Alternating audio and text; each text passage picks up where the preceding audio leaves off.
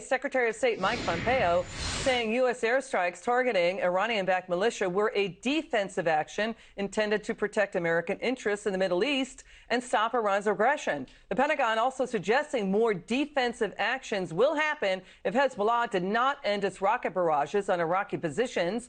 Let's bring in my next guest. He's retired four-star general and Fox News senior strategic military analyst. He's General Jack Keane. Great to see you, General.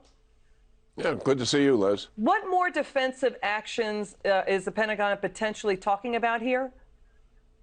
Well, this really is up to the Iranians. We conducted 5 airstrikes against 3 targets in Iraq and 2 in Syria. After Liz, they had conducted 9 rocket attacks on bases where Americans were at. And fortunately, we had no casualties until just last Friday, as the introduction indicated, 4 wounded and 1 contractor killed. So I believe the Iranians will continue their playbook in terms of they've made a decision to take action, some limited action against U.S. forces, particularly in Iraq. And we're quite vulnerable there because we only have 5,000 forces. And for our viewers to understand, the Iranian-backed Shia militia number in excess of 100,000. And they are driven by the Quds Force out of Iran, and their resource, those rockets, they don't come from Iraq. Those rockets all come from Iran. So I believe they will do this again, and I think our response will be considerably stronger, to get right at your question. And we will escalate if necessary here, because American lives are involved, and the president has promised that we're not going to tolerate this kind of behavior. And I do believe the Iranians are much more vulnerable in Syria than they are in Iraq in terms of their commitment of resources. And I would like to see significant escalation the next time, even more in Syria, to bring them to their knees there, where they would clearly pay a steep price for their actions. Okay, to your point, are we potentially going to see a hot war in Iraq? Because I want to back up. Iran, China, and Russia began reportedly naval drills in the Indian Ocean and the Gulf of Oman.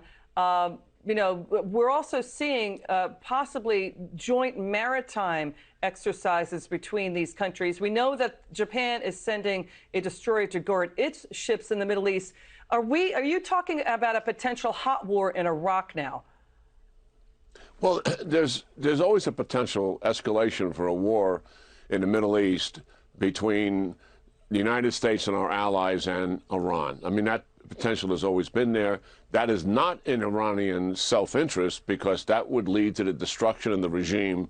The one thing the Iranians are trying to preserve, the reason why they have they want nuclear weapons, is to guarantee the preservation of the regime. So I don't see it going in that direction, although it's likely to have some escalation to it, which is always dangerous. Now, to get to your point, it's great that the Japanese are participating. Their activities in the Gulf have been disrupted by the Iranians in capturing a tanker. At the same time, their prime minister was in Iran talking to the supreme leader. That was quite ironic. So they're starting to play a hand here. Good news. Now, what's happening with the naval alliance that you just suggested in terms of exercises, Russia, China, and the Iranians, is largely symbolic, Liz. But nonetheless, the Iranians already have a political and military alliance with Russia in Syria. It is significant that China has joined this axis.